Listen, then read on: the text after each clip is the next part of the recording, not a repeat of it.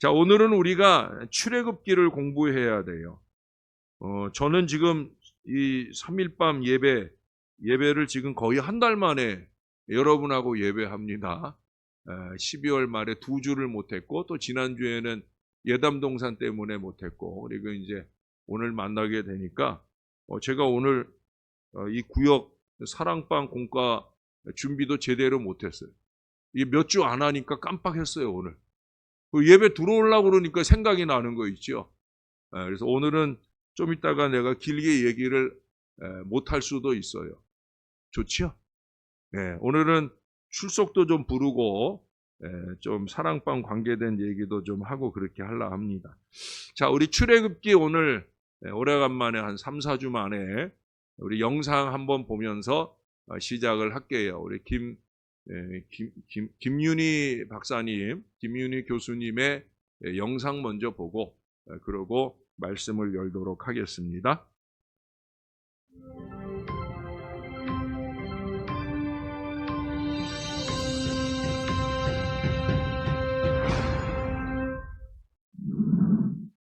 안녕하세요. 이번에는 출애굽기에 대해 살펴보겠습니다. 출애굽기라고 하면 찰턴 헤스턴 주연의 10개라든가 드림웍스가 제작한 애니메이션 이집트 왕자의 장면들이 떠오릅니다. 출애굽기 1장을 펴면 야곱의 70명 가족들이 이집트로 이주해서 생육하고 번성하여 큰 민족을 이룬 장면이 시작됩니다. 한 국가를 이룰 만큼 불쑥 성장한 이스라엘 민족을 만나게 됩니다. 이렇게 되는 데까지 400년이란 세월이 걸렸습니다. 하지만 불행하게도 이 민족은 이집트의 바로 밑에서 노예 생활을 하고 있었습니다. 당시 이집트는 기원전 16세기로부터 11세기에 이르는 신왕국 시대에 속해 있었으며 가장 번영한 시기였습니다. 출애굽기의 헬라어 제목은 에스호도스로 탈출이라는 뜻입니다. 영어 성경도 그 영향을 받아 엑소더스로 이름을 지었습니다. 반면 우리말 성경은 좀 더 친절하게 이집트로부터의 탈출기임을 밝혀 출애굽기, 또 출이집트기로 지었습니다. 출애굽기는 구원, 시내산 율법, 성막이라는 주제로 크게 세 부분으로 나뉩니다. 이집트에서의 구원을 다루는 첫 번째 부분인 1장에서 18장은 야훼가 어떤 분이신지 보여주는 계시의 중대한 기점을 제공합니다. 이분은 창세기에서 가르쳐준 창조주이시며 만국의 주권자 되신 분이십니다. 이스라엘 백성들은 이집트를 탈출하여 야훼의 능력을 경험하게 됩니다. 동시에 우리도 그분의 능력을 경험하게 됩니다. 이집트에서의 구원은 하나님의 구원 사역의 전형으로 구약 구속사의 정점을 찍습니다.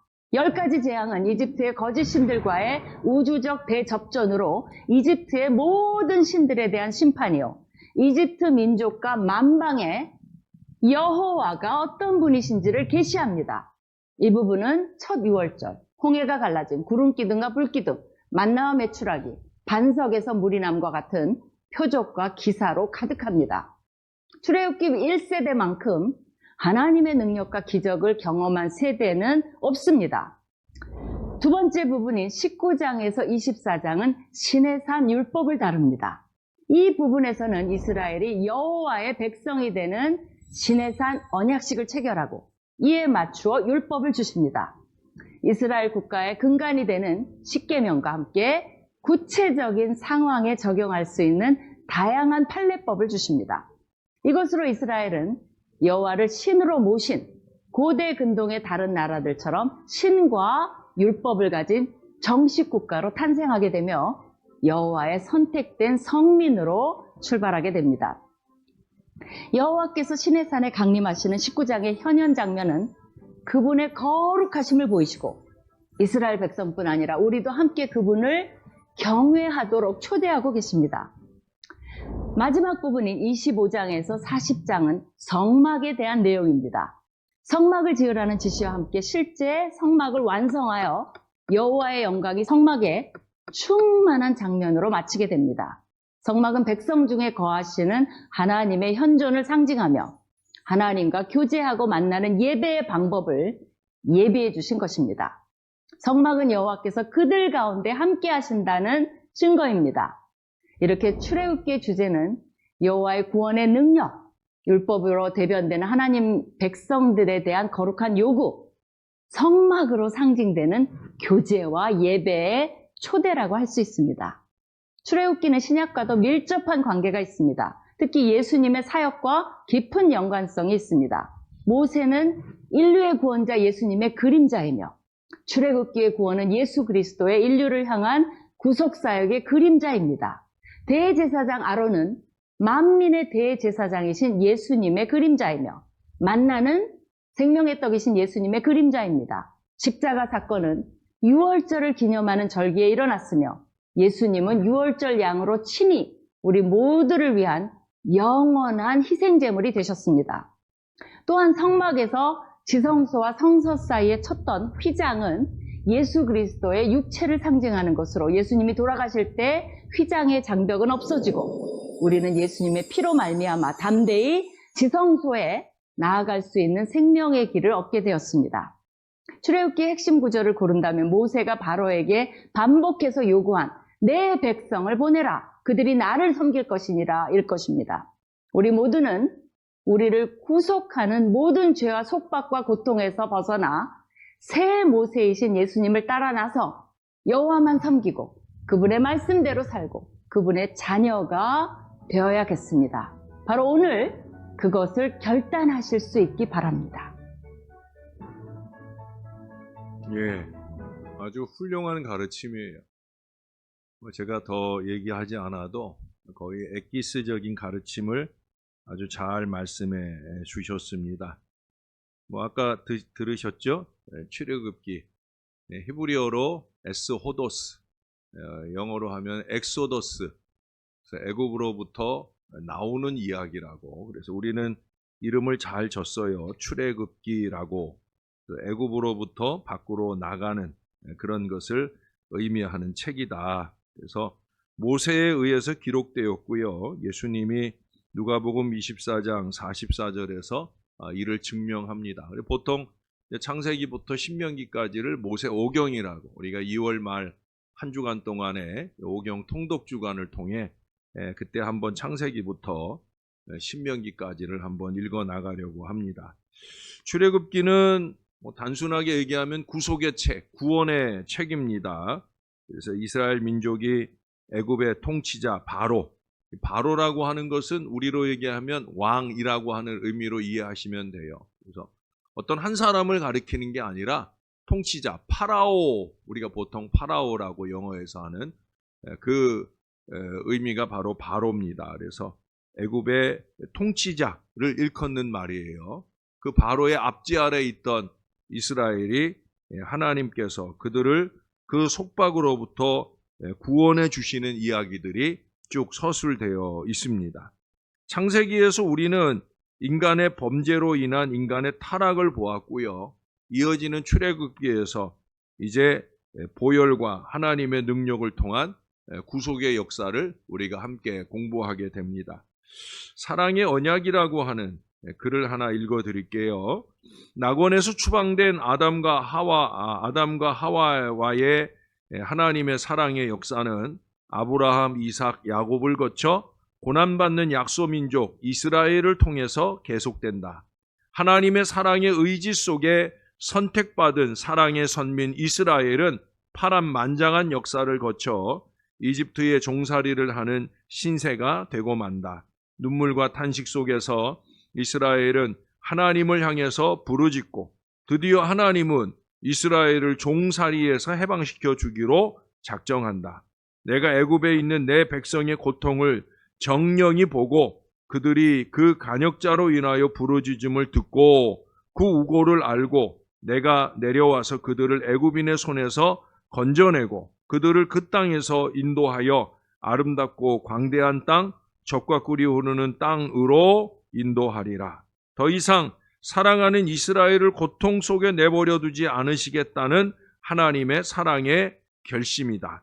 이 하나님의 결심 속에서 이스라엘은 자유와 해방을 체험하고 신의 산에 모여서 하나님과 새로운 사랑을 다짐한다. 신의 산에서 하나님과 이스라엘은 서로의 사랑을 확인하고 굳은 사랑의 언약을 맺는다. 이스라엘은 하나님 앞에서 언약의 법을 굳게 지키기로 피로 맹세하고 하나님의 면전에서 함께 언약의 잔치를 나누며 사랑을 약속한다. 그런 점에서 보면 출애굽기는 사랑의 책이다라고 말해도 되겠습니다. 아까 출애굽기의 두 중요한 주제, 예배와 교제. 우리 교회가 올해는 예배, 선교, 교제. 여러분, 교제의 출발점은 우리들끼리 희희낙낙하는 게 아니에요.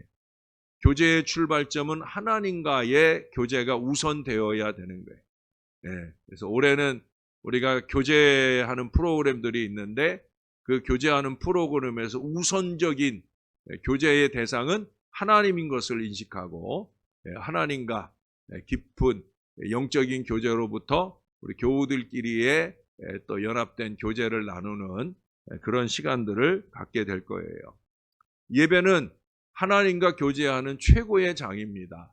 저와 여러분의 예배가 언제나 영과 진리의 예배가 되어서 우리 하나님과 잘 교제하는 복된 예배가 되었으면 좋겠습니다. 창세기에서 시작된 일이 이제 출애굽기에서 계속 되는 걸 보게 됩니다.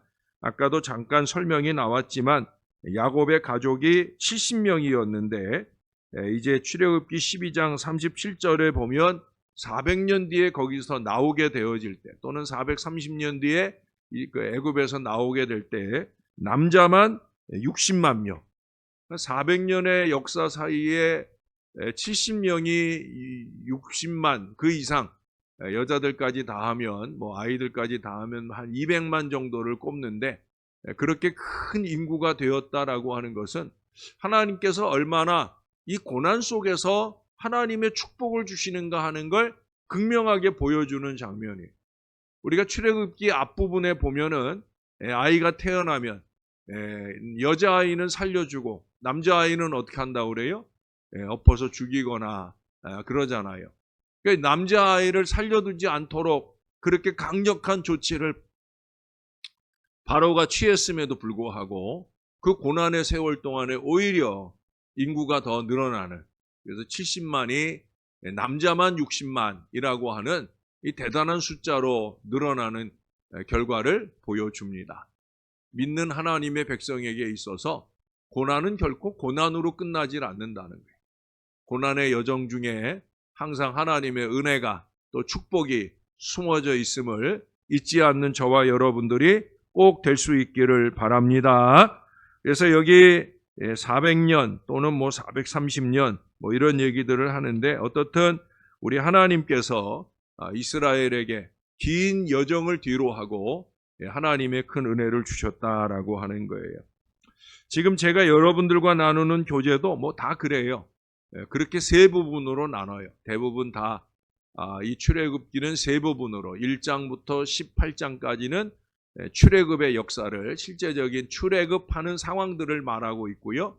그 다음에 19장부터 24장까지는 율법, 시내산에서 십계명이 주어지는. 그래서 우리가 얼마 전에 지금 시내산 월요일이었나요? 우리가 월요일에 그 시내산 지금 산 강인 20일 축복 행적 찾기를 진행하고 있는데 시내산에서의 이 하나님의 말씀이 주어지는 이야기, 그때는 뭐 출애굽기 19장으로 본 건 아니었고 신명기 말씀으로 보았던 것 같아요. 그래서 그 시내산에서 주신 하나님의 축복의 말씀을 함께 나누었는데 바로 시내산에서 율법이 주어지는 내용, 그 율법의 내용도 보면 우리는 단순히 그 돌판, 두 돌판에는 십계명만 적혀 있지만 그 외에 모세를 통해 전해진 또 다른 여러 가지 말씀들로 통해 얼마나 세심하게 하나님께서 이스라엘의 신앙을 말하고 있는지를 잘 보여줍니다. 그리고 25장 이하로 40장까지가 성막에 대한 얘기로 이어지게 되어집니다. 오늘은 첫 부분 1장부터 18장까지의 출애굽 부분을 우리가 빠르게 상고를 하려고 합니다. 그래서 영상 하나를 좀 더 보려고 해요. 우리가 이제 요즘에 이제 두 부분으로 나눠서 영상을 보잖아요. 주로 김윤희 박사님 거는 출애굽기 전체 책 전체를 말씀해 주시고 그 다음 영상은 둘로 나눠서 오늘은 첫 번째 영상은 1장부터 18장까지 출애굽의 내용을 볼 거고요. 다음 주에 이제 예배 말씀 시작하면서 두 번째 영상을 또 한 번 더 보도록 하겠습니다. 잘 보십시오.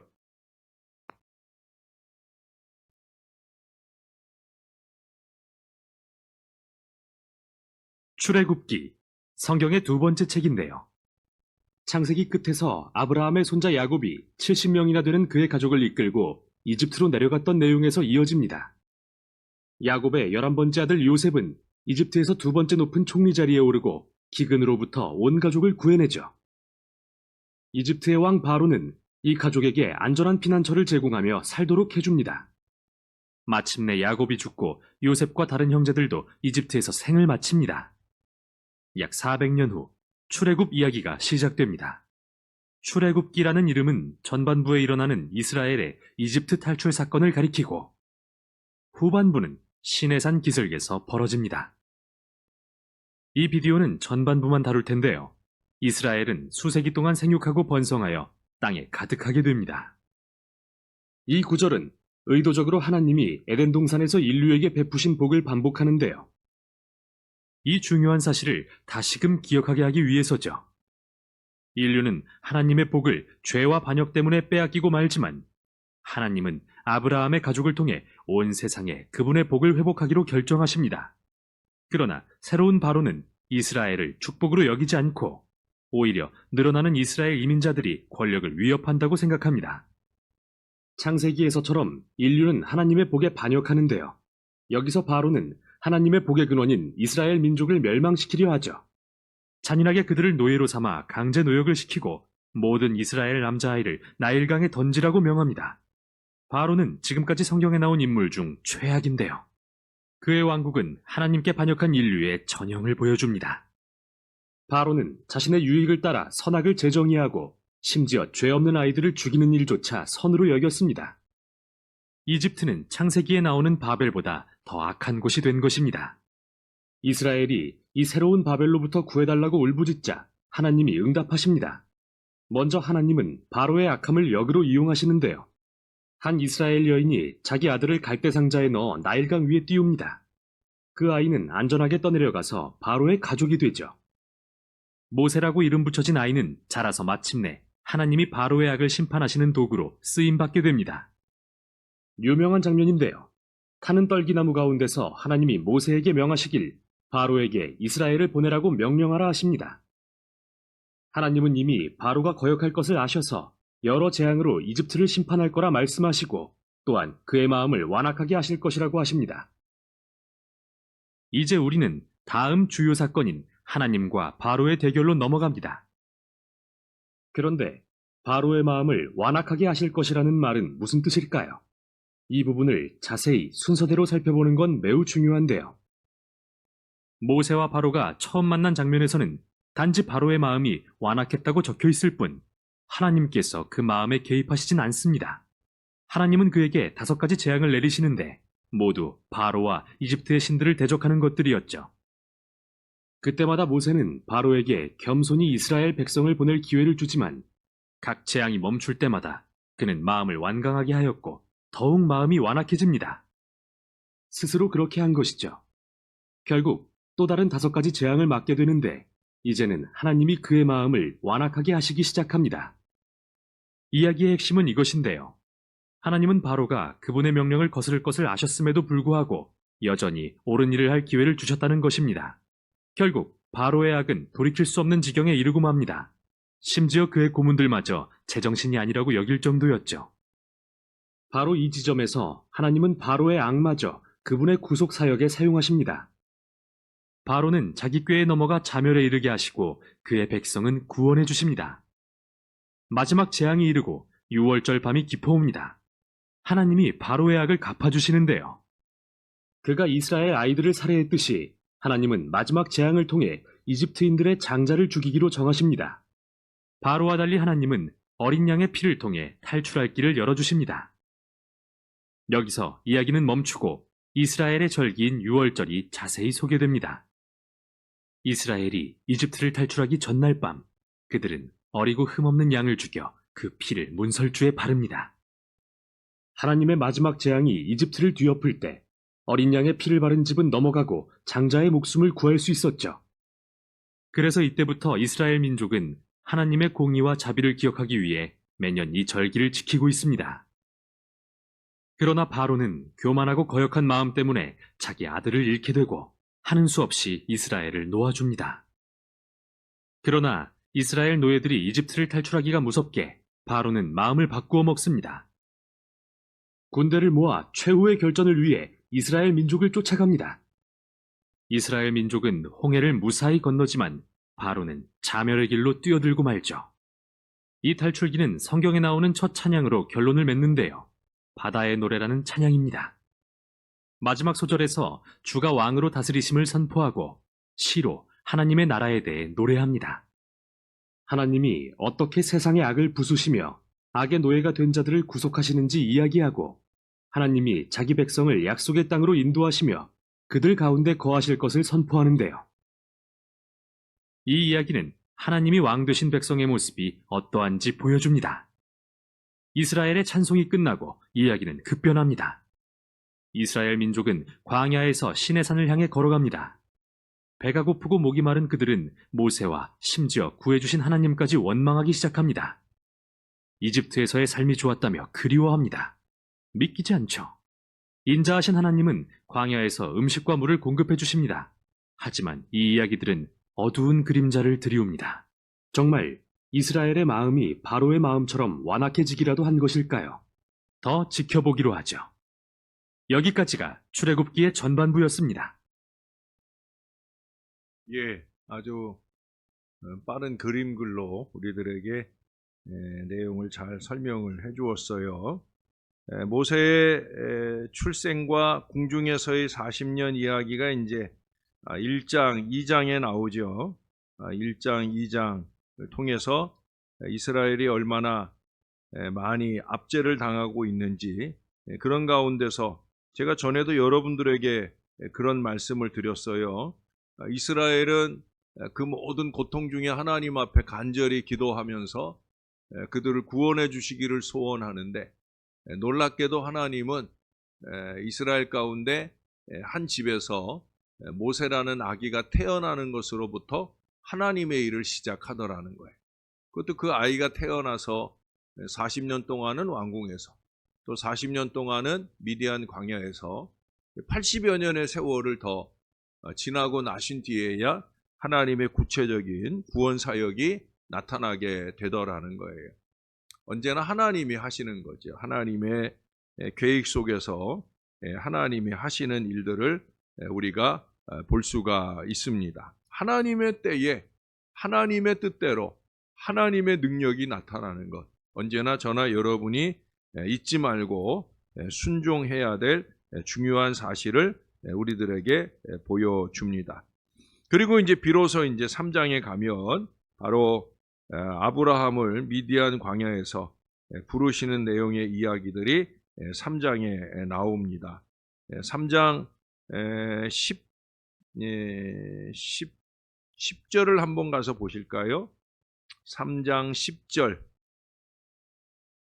이제 내가 너를 바로에게 보내어 너에게 내 백성 이스라엘 자손을 애굽에서 인도하여 내게 하리라. 40년의 광야 여정을 지나고 미디안 광야에서의 삶의 여정을 지나고 이 모세를 하나님께서 이스라엘을 구원하는 하나님의 사람으로 부르시는 장면이 거기 나오고 있습니다. 또 4장으로 가보시면 이제 4장에서 여호와께서 모세를 보내고자 할 때 모세가 완강하게 자기가 부족함을 나타내는데 그때 하나님이 하시는 말씀이 뭐냐면 거기 4장 2절을 한번 볼까요? 4장 2절에 보면 여호와께서 그에게 이르시되 내 손에 있는 것이 무엇이냐? 그가 이르되 지팡이이니이다 라고 그렇게 고백을 합니다. 그게 그냥 모세의 손에 있을 때는 그냥 지팡이에 불과한 거지요. 그러나 이제 17절로 가볼까요? 17절. 너는 이 지팡이를 손에 잡고 이것으로 이적을 행할지니라. 하나님께서 모세의 손에 있는 양똥 묻은 지팡이, 어떻게 보면 별것 아닌 지팡이, 기껏해야 양이나 치던 지팡이인데, 이 지팡이를 모세의 손에 잡고서 이것으로 이적을 행하시는 역사를 통해 하나님의 일을 이루어 가신다는 거예요. 그래서 그 뒤에 20절에 가보세요. 모세가 그의 아내와 아들들을 나귀에 태우고 애굽으로 돌아가는데 모세가 하나님의 지팡이를 손에 잡았더라. 할렐루야. 똑같은 지팡이예요. 이전에 모세가 양을 치던 별것 아닌 지팡이예요. 근데 이제 모세가 하나님께 붙들리고 하나님의 모세를 쓰고자 하실 때, 그럴 때 똑같은 지팡이를 손에 잡았는데 그 지팡이는 어떤 지팡이라고 표현해요? 하나님의 지팡이를 잡았더라. 하나님의 지팡이가 돼요. 저나 여러분이 가진 것들이 각기 다 달란트가 다르죠. 어떻게 보면 보잘것없는 것일 수 있어요. 그러나 우리가 하나님의 영광을 위해서, 하나님의 뜻을 이루기 위해서 쓰임 받는다고 할 때 그것은 곧 하나님의 그 무엇이 되는 거지. 하나님의 그 무엇이 될 때에는 아까 17절에 본 것처럼 이적을 행할지니라. 우리가 생각할 수 없는 놀라운 역사들이 많이 일어날 수 있다는 거예요. 믿습니까? 우리가 그런 마음으로 쓰임 받아야 돼. 내가 가진 것, 이거 별것 아니다, 보잘것없다, 나는 아무것도 아니다 할 게 아니라 하나님의 손 안에서 내가 하나님께 쓰임 받을 때 별것 아니라고 생각되는 것, 또 사람들이 별것 아니라고 치부하는 것일지라도 우리가 하나님께 온전히 쓰임받기를 소원하며 나를 내어드릴 수 있다고 하면 하나님은 저와 여러분을 통해 하나님의 그 무엇인가로 아름답게 쓰시는 역사가 얼마든지 나타나게 될 줄로 믿습니다. 우리는 꼭 그렇게 쓰임받아야 돼. 그래서 할 일이 뭐냐? 하나님께 영광이죠. 결국 내가 한 거예요? 아니에요. 하나님의 손에서 하나님이 하신 거예요. 그래서 우리가 전에 표로 받았던 말씀이 있잖아요. 30절, 31절 아론이 여호와께서 모세에게 이르신 모든 말씀을 전하고 그 백성 앞에서 이적을 행하니 백성이 믿으며 여호와께서 이스라엘 자손을 찾으시고 그들의 고난을 살피셨다 함을 듣고 머리 숙여 경배하였더라. 언제 표예요? 언제 표 말씀이에요? 알면서 모른 척 하는 건가? 정말 모르나? 작년 표 말씀이잖아요. 말씀과 이적으로 믿음과 경배로. 여기 나오잖아요. 그렇죠? 30절에 말씀과 이적으로, 31절에 믿음과 경배로. 이게 작년 표예요. 그래서 언제나 그겁니다. 신앙은 다른 거 없어요. 말씀과 이적으로, 믿음과 경배로. 결국 모든 결과에 대해서 우리가 하나님 앞에 보여드려야 될 것은 우리의 믿음과 하나님께 올려드리는 영광, 찬양, 경배, 이게 전부여야 합니다. 그래서 이스라엘의 구원을 하나님의 지팡이를 들고 알리는 역사가 힘있게 일어나고 있는 걸 4장에서 보여주고요. 이제 실제적으로 아까 얘기했죠. 5장부터 11장까지에 이어지면서 거기에 먼저 9가지 재앙이 나와요. 물론 11장에 10번째 재앙에 대한 예고가 나오고 12장에 넘어가면서 이제 이 10번째 재앙과 또 그 6월절의 탄생 기사가 길게 설명이 되어집니다. 9가지 재앙, 9가지 재앙도 그렇고 마지막 10번째 재앙도 마찬가지예요. 결국 그것은 아까도 얘기했잖아요. 하나님과 바로와의 싸움일 뿐만 아니라 하나님과 이집트, 애굽의 모든 그 거짓 신들, 그 이집트 사람들의 신화 속에서 믿어지는 신들과의 싸움이에요. 마치 엘리야의 하나님과 바알 아세라 선지자들의 신과의 싸움인 것처럼 그렇게 이 10가지 재앙은 철저하게 애굽 사람들이 신앙하는, 신뢰하는 신들을 하나님께서 철저하게 짓밟으시는 그런 역사를 보여줘요. 첫 번째 재앙이 뭐예요? 나일강의 물을 피로 변하게 하는 것. 나일러스라고 하는, 나일러스가 뭐냐면 나일강의 신이에요. 나일강의 신. 그래서 그 신이 아무것도 아니다. 그 신이 주는, 나일러스가 주는 물을 먹는 것이 아니다라는 걸 보여주기 위해서 하나님께서 제일 먼저 그 나일강의 물을 피로 변하게 하는, 나일러스는 내겐 아무것도 아니다라는 걸 보여줘요. 그 모든 10가지가 다 마찬가지예요. 마지막 10번째 재앙, 장자가 죽는 것까지도 마찬가지예요. 아까 좋은 표현을 썼는데, 이스라엘의 생명들을 죽였던 그 이집트 바로에 대해서, 바로의 장자로부터 시작해서 애굽의 모든 처음 난 것들이 죽게 되는 하나님의 안갚음, 복수, 심판. 여러분, 이게 대단한 거예요. 하나님이 자기 백성들을 사랑하실 때 하나님은 다 기억하셔요. 자기 백성들이 겪는 어려움이 뭔지. 모세는 시편 90편에 모세의 시가 나오는데 거기서 그러잖아요. 우리가 화를 당한 연수대로 우리를 기쁘게 해달라. 근데 그게 모세의 기도이기 때문이 아니라 하나님의 마음속에는 그게 있어요. 당신의 백성이 당한 고난에 대해서 우리가 직접 안갚음을 하길 원하시는 게 아니라 하나님께서 더 철저하게 갚아주실 계획이 있으시다 하는 사실이에요. 이건 우리가 두렵고 떨림으로 들어야 될 말씀입니다. 저나 여러분 다 하나님의 사람들이에요. 하나님의 사람들은 하나님 앞에 하나님의 사람들을 존중하는 이 분명한 마음을 놓치지 말아야 돼요. 왜? 하나님의 사람을 향한 안갚음은 누가 하신다고요? 하나님이 하신다고. 이거 잊지 말아야 돼요. 하나님이 하셔요. 분명히 하셔요. 그러니까 우리가 피차 하나님의 사람으로, 신용이나 하는 사람 말고 신실함으로 신앙하는 사람, 우리가 그 사람들을 잘 존중하고 지켜내야 돼요. 그래야 하나님의 안갚으심, 하나님의 안갚음을 받지 않을 수 있다는 거죠. 성경적인 원리예요. 여러분, 이 나일러스, 거기 5장 9절을 한번 볼까요? 왜 하나님께서 이스라엘의 재앙을 내리셨는가? 첫 번째는 좀 전에 얘기한 거대로 애굽이 신앙하는 그 여러 거짓신들과 거짓신들이 얼마나 보잘것없는지를 보여주는 의미에서 이 10가지의 재앙을 내리셨고요. 또 한 가지는 더 중요한 게 있어요. 5장 9절을 보십시다. 자, 여러분이 한 번만 읽어주실래요? 시작. 을 무겁게 함으로 수고하게 하여 그들로 거짓말을 듣지 않게 하라. 지금 바로가 하는 말이에요. 그 사람들의 노동을 무겁게 함으로 수고롭게 하여 그들로 거짓말을 듣지 않게 하라.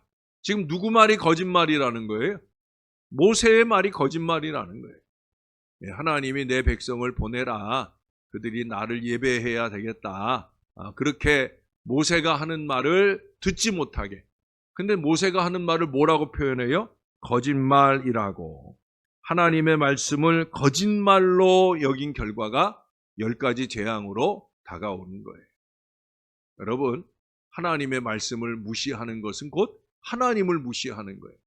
하나님은 결코 무시하고 그렇게 쭈그려져 계시는 하나님이 아니시라는 사실이에요. 하나님 말씀의 권위를 여러분 함부로 치부하지 마시고, 모세가 또 부족하지만 김용준 목사가 하나님의 말씀을 대언하여 전할 때 이 전하여지는 말씀을 두렵고 떨림으로 받고 그 말씀으로 승리 역사의 밑거름으로 삼을 수 있기를 바라요. 여러분, 10가지 재앙 중에 마지막 재앙이 장자를 생명을 가져가는 거잖아요. 그 10번째 재앙도 마찬가지. 푸타라고 하는 애굽의 가장 큰 신이라고 할까? 푸타. 왜 푸타가 제일 큰 신이냐면 생명을 주관하는 신이에요.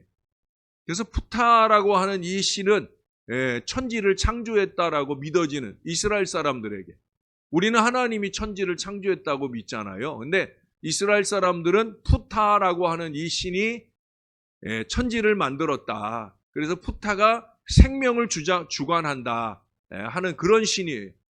근데 결국 장자의 죽음을 통해 생명은 누가 주관하시는가요? 하나님이 주관하신다. 그것을 극명하게 보여주는 그런 징계로 이스라엘 가운데 내리는 것을 보게 되어집니다. 그래서 이제 9가지 재앙 그리고 마지막 10번째 재앙으로 이어집니다.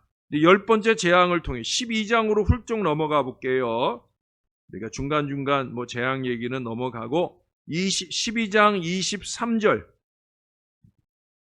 여호와께서 애굽 사람들에게 재앙을 내리려고 지나가실 때에 문 임방과 좌우 문설주의 피를 보시면 여호와께서 그 문을 넘으시고 멸하는 자에게 너희 집에 들어가서 너희를 치지 못하게 하실 것임이니라.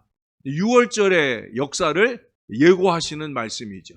그래서 어린 양의 피를 문설주에 바르면 6월, 이 죽음의 고통이 6월 뛰어넘어간다 하는 그런 의미로 6월절의 원리를 얘기합니다. 어린 양의 피예요.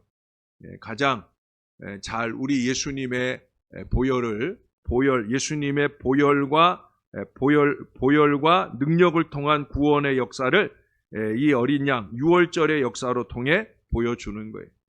예수님께서 그래서 6월절에 돌아가시는 거예요. 6월절 전날 밤에 예수님께서 붙잡히시고 고통받으시며 돌아가시고 부활하시게 되는 그런 얘기도 그냥 그렇게 그 시기에 마치는 게 아니라 다 하나님의 계획 속에 있는 거예요. 그리고 이제 이 장자의 죽음을 면하게 된 것으로부터 시작해서 이스라엘 모든 처음 난 것은 하나님의 것, 처음 것은 하나님의 것이다. 이 신앙이 자리 잡게 되는 거예요.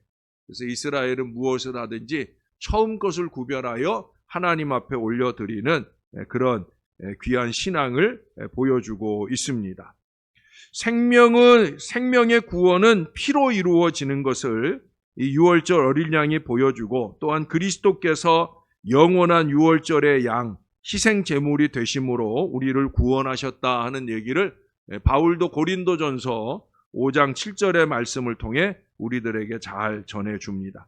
그리고 이제 13장, 14장으로 가면서 출애굽이 출발이 되고 그리고 홍해를 건너는 역사까지가 이어져 나옵니다. 자, 특별히 13장 마지막을 가볼게요.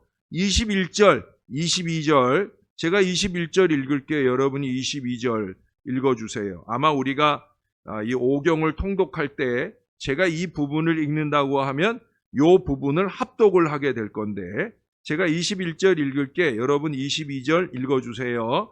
여호와께서 그들 앞에서 가시며 낮에는 구름 기둥으로 그들의 길을 인도하시고 밤에는 불기둥을 그들에게 비추사 낮이나 밤이나 진행하게 하시니. 낮에는 구름 기둥, 밤에는 불 기둥이 백성 앞에서 떠나지 아니하니라. 아멘.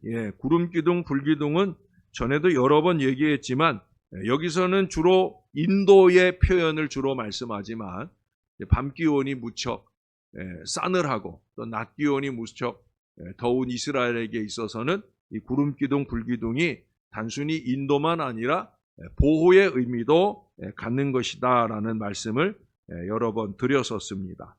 그렇게 구름 기둥, 불 기둥의 은혜는 지금도 저와 여러분에게 진짜 뭐 불이 보이고 진짜 구름이 보이지 않아도 저와 여러분들의 길을 인도하시고 우리를 모든 고통이나 어려움으로부터 치유와 회복으로 보호하시는 은혜는 계속해서 이어지게 되는 줄로 믿습니다. 결국 구름 기둥, 불 기둥이 하나님 임재의 상징이잖아요. 그렇죠? 하나님이 이끌고 가신다. 하나님이 보호하신다.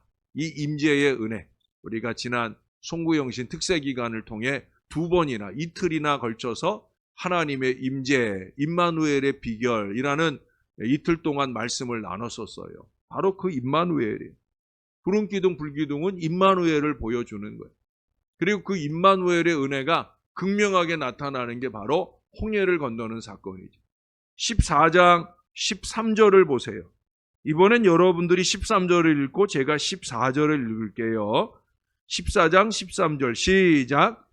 모세가 백성에게 이르되 너희는 두려워하지 말고 가만히 서서 여호와께서 오늘 너희를 위하여 행하시는 구원을 보라.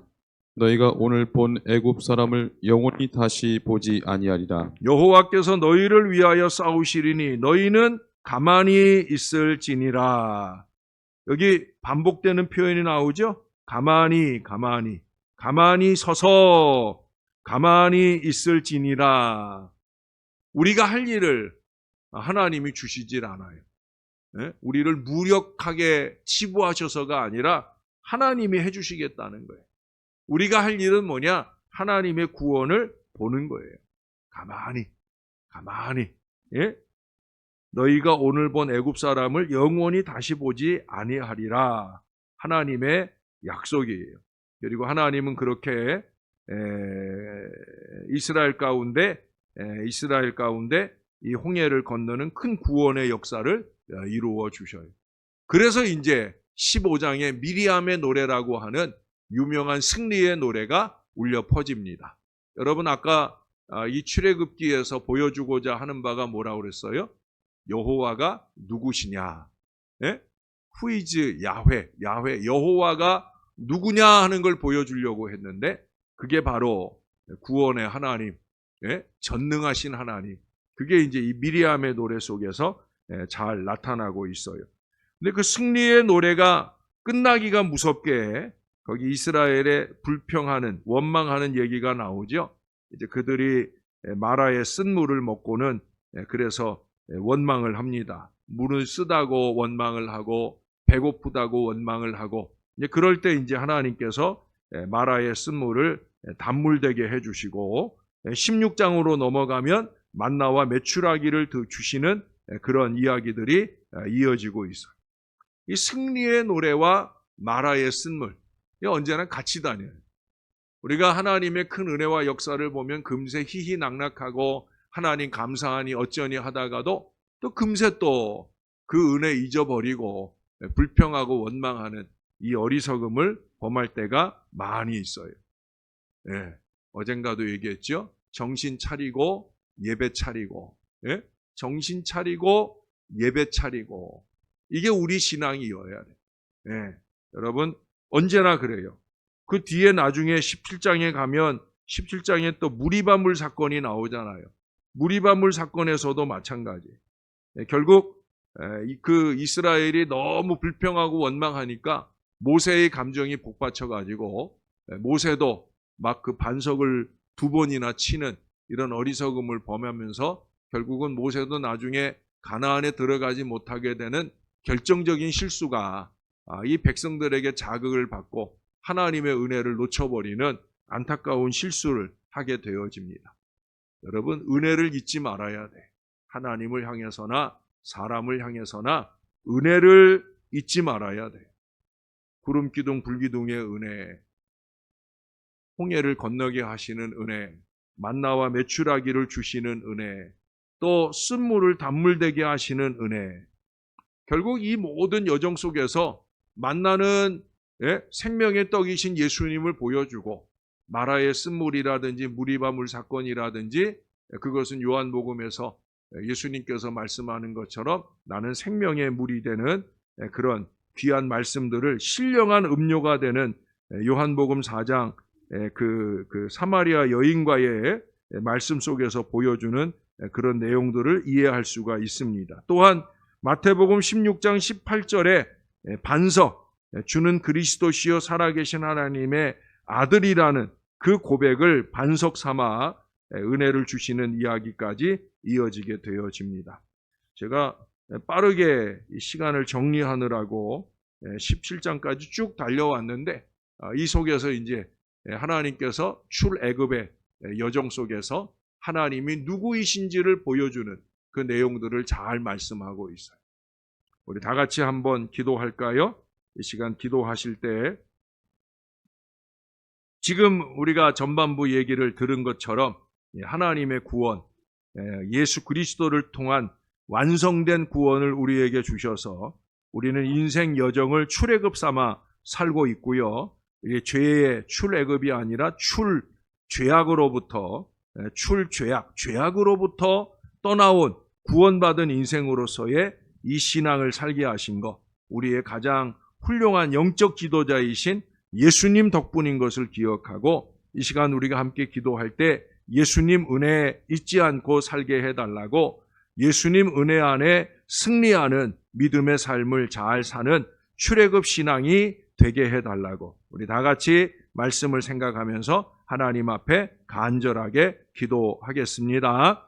좋으신 아버지 하나님, 우리가 모세의 이 출애굽의 역사를 보면서 이스라엘 같은 어리석음으로 답습하며 살지 않도록 도와 주시옵소서. 이스라엘을 구원하신 하나님이 우리를 구원하시는 하나님 되시는 걸 기억하게 도와주시고, 날마다 새 은혜로 날마다 새 능력으로 우리를 이끌어 가시는 그 주님의 구원의 손길 안에 우리 거하게 도와 주옵소서. 크고 작은 많은 어려움들이 찾아옵니다. 불평과 원망보다는 하나님의 선하신 손길을 기억하면서 가만히 서서 하나님의 구원을 바라볼 기도의 사람, 믿음의 사람들 되어지게 은혜를 베풀어 주옵소서. 말씀과 이적으로 믿음과 경배로 하나님, 그것이 우리의 신앙의 결실인 것을 잊지 말게 도와주시고 그 은혜 안에 승리하는 하나님 사람 되게 우리를 도와 주시옵소서. 우리와 함께하여 주시옵소서. 좋으신 아버지 은혜를 감사합니다. 출애굽의 전반부 말씀, 출애굽하는 그 귀한 역사를 우리가 짧은 시간 안에 살펴봤지만 우리가 그동안 흘려 지냈던 내용들을 한번 잘 정리를 했습니다. 출애굽 속에 나타난 하나님의 손길, 구름기둥과 불기둥으로 하나님께서 보호하시고 인도하시는 우리 하나님 되심을 다시 한번 알게 되나이다. 바로가 무시했던 하나님의 말씀, 우리는 꼭 붙들고 살게 하셔서 말씀과 이적이 우리의 믿음과 경배로 아름답게 결실하는 역사를 온전히 이루어가는 하나님 사람들 되게 하여 주옵소서. 우리가 스스로 완악하게 하다가 결국 하나님께서 완악하게 하시는 불행한 결말도 올 수 있음을 기억하게 도와주시고, 징조 하나하나가 더해질 때마다 깨닫지 못하고 더 큰 완악함으로 나아갔던 이 바로처럼 되지 않도록 우리를 꼭 붙들어 주시옵소서. 하나님께서 안갚음하시는 인생이 아니라 하나님께서 갚아주시는 은혜로 사는 하나님의 사람들 꼭 될 수 있도록 서로 하나님의 사람으로 인정하고 존중하며 행복한 신앙 공동체 이루어가는 우리의 가정과 교회가 되어지게 축복해 주시옵소서. 올 한 해도 주님 예배와 교제가 살아있는 거룩한 한 해를 잘 살아가도록 우리를 붙들어 주실 줄로 믿습니다. 감사합니다. 예수님 이름으로 기도합니다. 아멘.